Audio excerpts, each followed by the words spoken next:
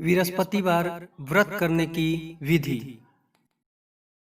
व्रत करने की विधि। बृहस्पतिवार को सूर्योदय से पूर्व उठकर स्नान आदि से निवृत्त होकर के भगवान बृहस्पति देव का स्मरण करते हुए व्रत का आरंभ करना चाहिए।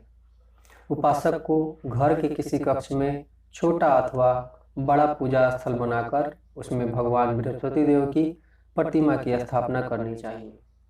घर के समीप किसी मंदिर में जाकर के भी भगवान बृहस्पति देव की पूजा की जा सकती है। भगवान बृहस्पति देव पीले रंग के पुष्प और पूजा के लिए पीले रंग की सामग्री को विशेष रूप से पसंद करते हैं। इसलिए स्नान के बाद पीले रंग के वस्त्र धारण करके तथा विशेष महत्व बताया गया है। पीले रंग के पुष्प, केले और पीले चंदन से भगवान बृहस्पति देव की पूजा का विधान है। बृहस्पतिवार के व्रत में उपासक को पूरे दिन में एक समय ही भोजन करना चाहिए। भोजन में चने की दाल, बेसन और दूसरे पीले रंग के खाद्य पदार्थों का सेवन करना चाहिए। व्रत करने वाले पुरुष बृहस्पतिवार को दाढ़ी व सिर के बाल न कटाएं। पूजा के समय भगवान बृहस्पति देव से जो मनोकामना प्रकट की जाती है वह उस मनोकामना को पूरी करते हैं। इस व्रत में व्रत कथा पढ़ने और श्रवण करने का विशेष महत्व है। बृहस्पतिवार व्रत कथा। प्राचीन समय की बात है। भारत में एक राजा राज करता था। वह बड़ा दानी प्रतापी था। वह प्रतिदिन मंदिर में भगवत दर्शन करने जाता था। वह ब्राह्मण और गुरुओं की सेवा किया करता था। उसके द्वार से कोई भी याचक निराश होकर नहीं लौटता था। वह प्रत्येक गुरुवार को व्रत रखता एवं पूजन करता था। हर दिन गरीबों की सहायता करता था, परंतु यह सब बात उसकी रानी को अच्छी नहीं लगती थी। वह न व्रत करती और न ही किसी को एक पैसा दान में देती थी। वह राजा से भी ऐसा करने को मना किया करती थी। एक समय की बात है कि राजा शिकार खेलने वन को चले गए। घर पर दासी और रानी थी। उस समय गुरु बृहस्पति देव साधु का रूप धारण करके राजा के दरवाजे पर भिक्षा मांगने आए।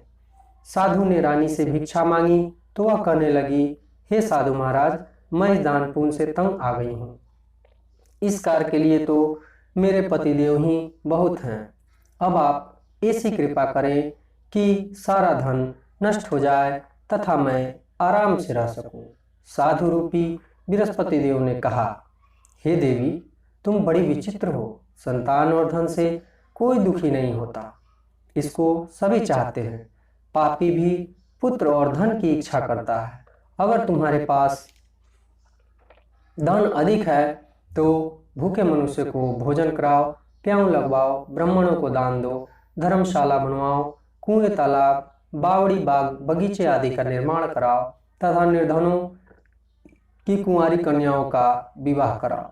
साथ ही यज्ञ आदि करो। इस प्रकार कर्म करने से आपके कुल का और आपका नाम परलोक में सार्थक होगा एवं स्वर्ग की प्राप्ति होगी। परंतु रानी साधु की इन बातों से खुश न हुई। उसने कहा, हे साधु महाराज, मुझे ऐसे धन की आवश्यकता नहीं जिसको मैं अन्य लोगों को दान दूं तथा जिसको रखने और संभालने में ही मेरा सारा समय नष्ट हो जाए। साधु ने कहा, हे देवी, यदि तुम्हारी ऐसी ही इच्छा है तो मैं जैसा बताता हूँ तुम वैसा ही करना। बृहस्पतिवार के दिन घर को गोबर से लिपना, अपने केशों को पीली मिट्टी से धोना, केशों को धोते समय स्नान करना, राजा को कहना कि वह हजामत कराए, भोजन में मांस मदिरा खाना, कपड़े धोबी के हाथ धुलने के लिए देना। इस प्रकार 7 बृहस्पतिवार करने से ही तुम्हारा धन नष्ट हो जाएगा। यह कहकर साधु महाराज रूपी बृहस्पति देव अंतर्ध्यान हो गए। रानी ने साधु के कहने के अनुसार 7 बृहस्पतिवार तक वैसा ही करने का विचार किया। साधु के बताए अनुसार कार्य करते हुए केवल 3 बृहस्पतिवार ही बीते थे कि उसकी समस्त धन संपत्ति नष्ट हो गई। भोजन के लिए दोनों समय परिवार तरसने लगा तथा सांसारिक भोगों से दुखी रहने लगा। तब वह राजा रानी से कहने लगा कि हे रानी, तुम यहाँ पर रहो, मैं दूसरे देश जाता हूँ, क्योंकि यहाँ पर मुझे सभी मनुष्य जानते हैं, इसलिए मैं यहाँ कोई कार्य नहीं कर सकता। मैं अब परदेश जा रहा हूँ, वहाँ कोई काम धंधा करूँगा, शायद हमारा भाग बदल जाए। ऐसा कहकर राजा परदेश चला गया। वहाँ जंगल से लकड़ी काट कर लाता और शहर में बेचता। इस तरह जीवन व्यतीत करने लगा और इधर राजा के बिना रानी और दासी दुखी रहने लगी। किसी दिन भोजन मिलता और किसी दिन जल पीकर ही रह जाती। एक समय रानी और दासी को 7 दिन बिना भोजन के व्यतीत करने पड़े। तो रानी ने अपनी दासी से कहा, हे दासी, यहाँ पास के ही नगर में मेरी बहन रहती है, वह बड़ी धनवान है। तू उसके पास जा और वहाँ से 5 सेर भेजर मांग करके ले आ, जिससे कुछ समय के लिए गुजारा हो जाएगा। दासी रानी की बहन के पास गई। रानी की बहन उस समय पूजा कर रही थी। बृहस्पतिवार का दिन था। दासी ने रानी की बहन से कहा, हे रानी, मुझे आपकी बहन ने भेजा है, मुझे 5 सेर भेजर दे दो। दासी ने यह बात अनेक बार कही, परंतु रानी की बहन ने कोई उत्तर नहीं दिया, क्योंकि वह उस समय बृहस्पतिवार की कथा सुन रही थी। जब दासी को रानी की बहन से कोई उत्तर नहीं मिला तो बहुत दुखी हुई। उसे क्रोध भी आया। वह लौटकर रानी से बोली, हे रानी, आपकी बहन बहुत घमंडी है, वह छोटे लोगों से बात नहीं करती। मैंने उससे कहा तो उसने कोई उत्तर नहीं दिया, मैं वापस चली आई। रानी बोली, हे दासी, इसमें उसका कोई दोष नहीं है। जब बुरे दिन आते हैं तब कोई सहारा नहीं होता। अच्छे बुरे का पता विपत्ति में ही लगता है। जो ईश्वर की इच्छा होगी वही होगा। यह सब हमारे भाग का दोष है। उधर रानी की बहन ने सोचा कि मेरी बहन की दासी आई थी, परंतु मैंने उससे कुछ नहीं बोली, इससे वह बहुत दुखी हुई होगी। अतः कथा सुन और विष्णु भगवान का पूजन पूर्ण करके वह अपनी बहन के घर आई और कहने लगी, हे बहन, मैं बृहस्पतिवार की व्रत कर रही थी, तुम्हारी दासी हमारे घर गई थी, परंतु जब तक कथा होती है तब तक न हम लोग उठते हैं न बोलते हैं, इसलिए मैं नहीं बोली। कहो, दासी क्यों गई थी? रानी बोली, बहन, हमारे घर अनाज नहीं था, वैसे तुमसे कोई बात छिपी नहीं है, इस कारण मैंने दासी को तुम्हारे पास 5 सेर भेजर लेने के लिए भेजा था। रानी की बहन बोली, बहन देखो, बृहस्पति भगवान सबकी मनोकामना को पूर्ण करते हैं, शायद तुम्हारे घर में अनाज रखा हो। यह सुनकर दासी घर के अंदर गई तो वहां उसे एक घड़ा भेजर भरा मिल गया। उसे बड़ी हैरानी हुई, क्योंकि उसने एक एक बर्तन देख लिया था। उसने बाहर आकर रानी को बताया। दासी अपनी रानी से कहने लगी, हे रानी देखो, वैसे हमको जब अन्न नहीं मिलता तो हम रोज ही व्रत करते हैं। अगर इससे व्रत की विधि कथा पूछ ली जाए तो हम भी व्रत कर लिया करेंगे। दासी के कहने पर रानी ने अपनी बहन से बृहस्पतिवार व्रत के बारे में पूछा। उसकी बहन ने बताया, हे रानी बहन, बृहस्पतिवार को सूर्योदय से पूर्व उठ के स्नान आदि करके बृहस्पतिवार का व्रत करना चाहिए, लेकिन उस दिन सिर को नहीं धोना चाहिए। बृहस्पतिवार के व्रत में चने की दाल मुनाक्के से विष्णु भगवान का केले के वृक्ष की जड़ की पूजन करें एवं दिया जलावें। उस दिन एक ही समय भोजन करें। भोजन पीले पदार्थ का करें तथा कथा सुने। इस प्रकार करने से गुरु भगवान प्रसन्न होते हैं, अन्न पुत्र धन देते हैं, मनोकामना को पूर्ण करते हैं। व्रत और पूजन की विधि बताकर रानी की बहन अपने घर लौट गई।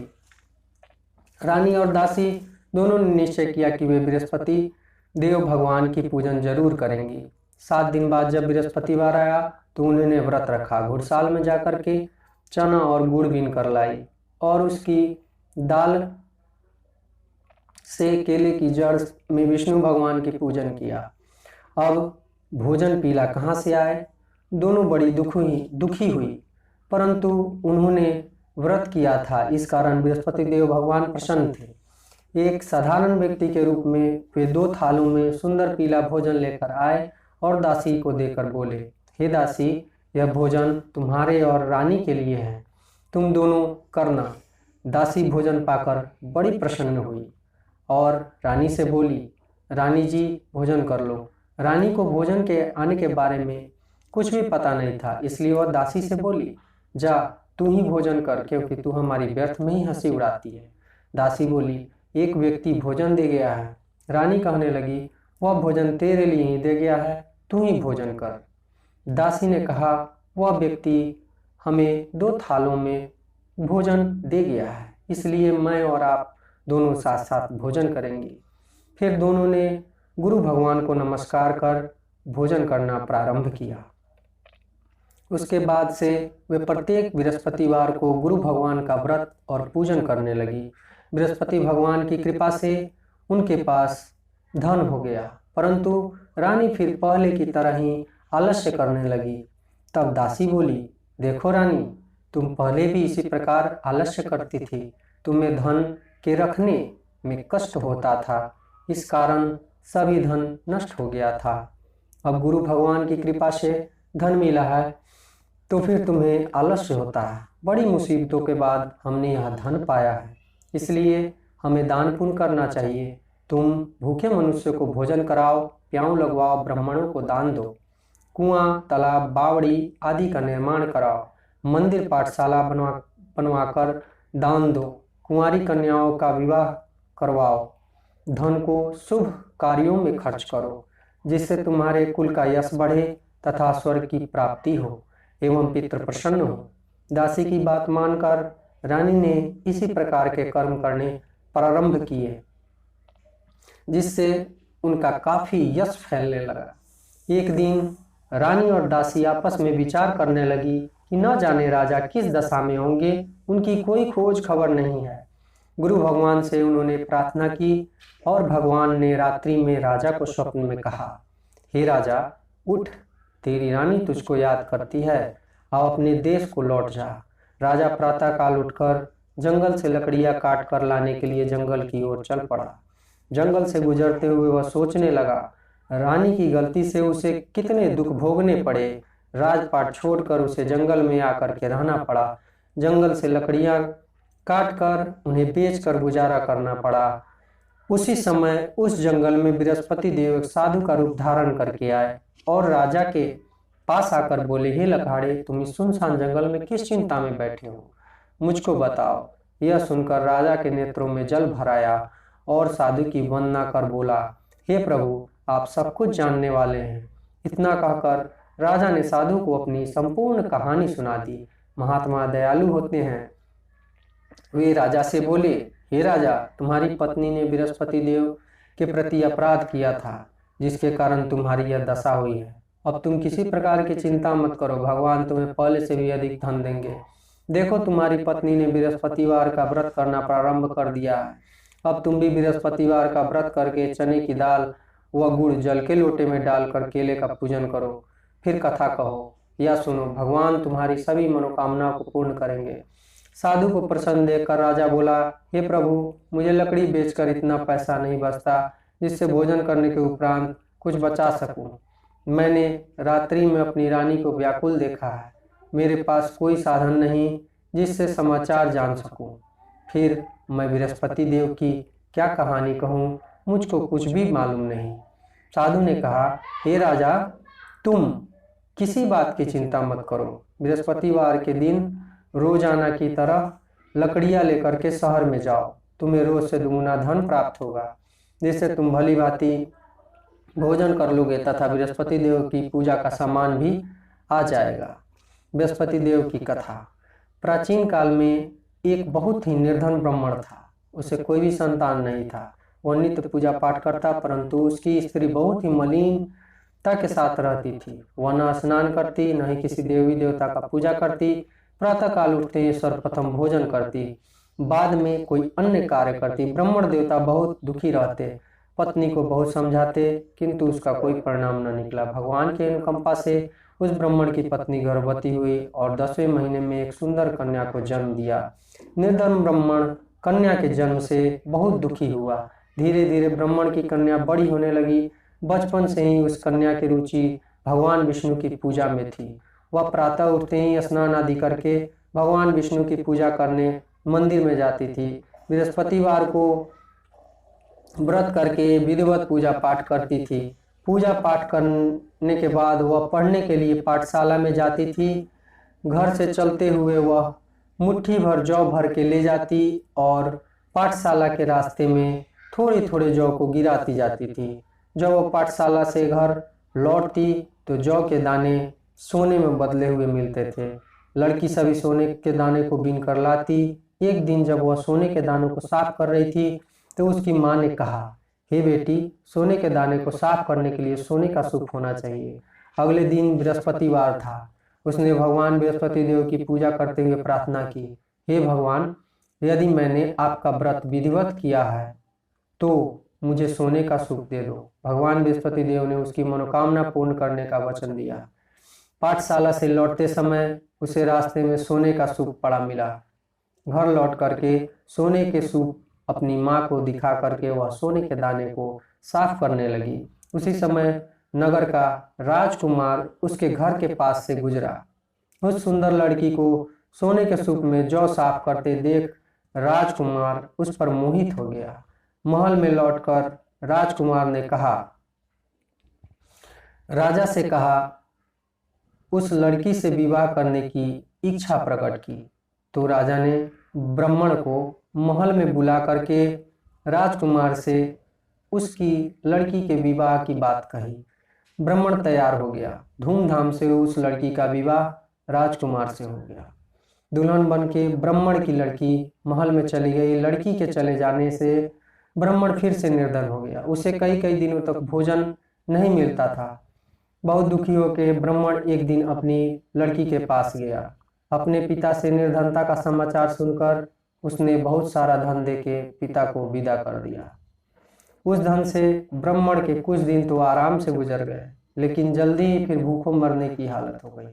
ब्राह्मण अपनी लड़की से धन लेने के लिए फिर महल में पहुंचा। लड़की ने पिता की बुरी हालत देखकर कहा, पिताजी, आखिर आप कब तक मुझसे धन लेकर के जीवन यापन करते रहेंगे?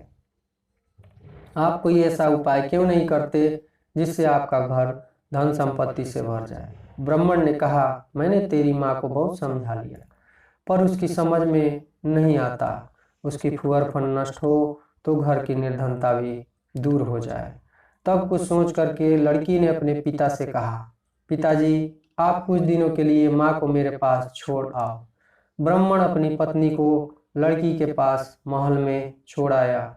लड़की ने अपनी माँ से कहा, माँ, तुम प्रातः काल उठ के स्नान आदि करके भगवान बृहस्पति देव विष्णु की पूजा अवश्य करना।